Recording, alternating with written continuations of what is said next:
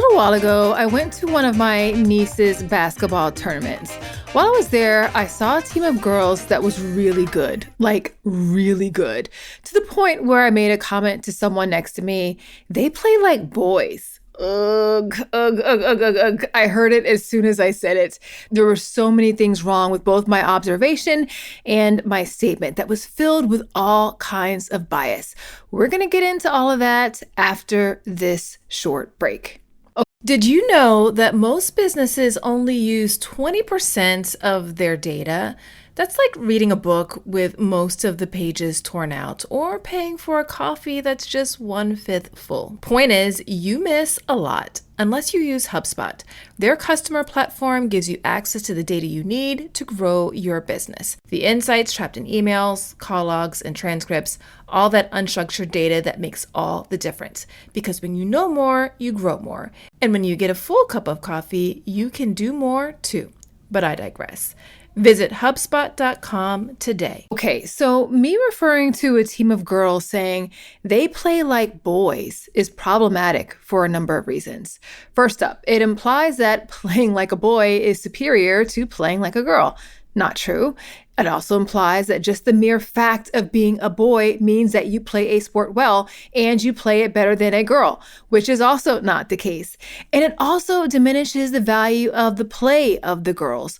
Girls and women in sports play at very high levels, one that is impressive and elite and requires no qualification or comparison to anyone else other than themselves.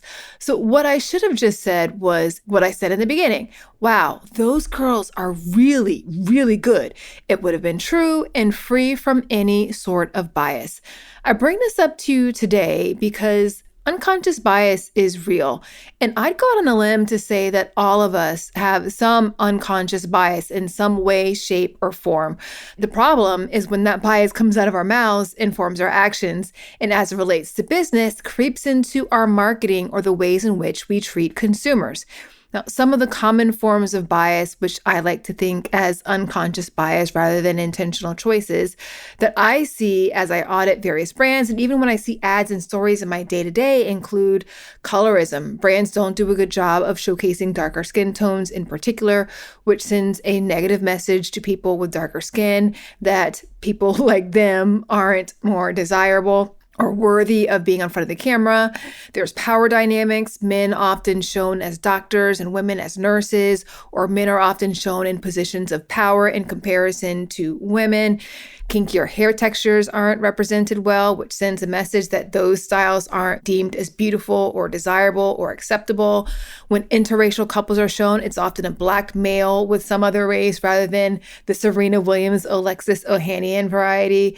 And Black people are often shown as sports stars and athletes and less often in more quote unquote white collar leadership or intellectual type professions. There's plenty more examples in ways in which bias shows up. Now, I bring this up to you today in this very quick episode because as we think about the work we do to make more of the people we want to serve feel like they belong with you, it's important that we all do the internal work to ensure that we unearth the biases that we have, acknowledge them when they come up, sit with them, uncover what feeds them, uncover whether or not what you're feeling is true, get the facts if that helps you process it, and deal with your bias. If other people were around whenever you said something that showed your bias or acted on your bias, go back and let them know why what you said or what you did wasn't okay and what was at the root of it. Whenever I mentioned that, oh, those girls play like boys, I immediately caught myself and said to the person that I was talking to, ooh, that was not a good thing to say. That wasn't right. And all the reasons why I told you, and we agreed, and we just kind of had a little chuckle like, wow, it's amazing how those things just kind of creep in and come out of you. But we acknowledged it. We didn't just act like it didn't happen, because that continues to perpetuate it, especially if other people are hearing it from you. They may think that that's really how you think and that that's just a way that we should be thinking moving forward, which it isn't. The better we do at uncovering our own biases and rooting them out, the less likely those biases are to creep into our work and in the hearts, minds, and psyches of the end consumers, particularly those from underrepresented and underserved communities who don't need to be on the receiving end of those biases. Not fair to them at all. We don't need to do any further harm to them or to anyone for that matter. As we head into this holiday season, I have a feeling that you will have plenty of opportunities to identify your own unconscious biases and to work through them, and to maybe even talk with others about their biases that come out during the course of your time together this season. The more we address them, the better off we'll all be.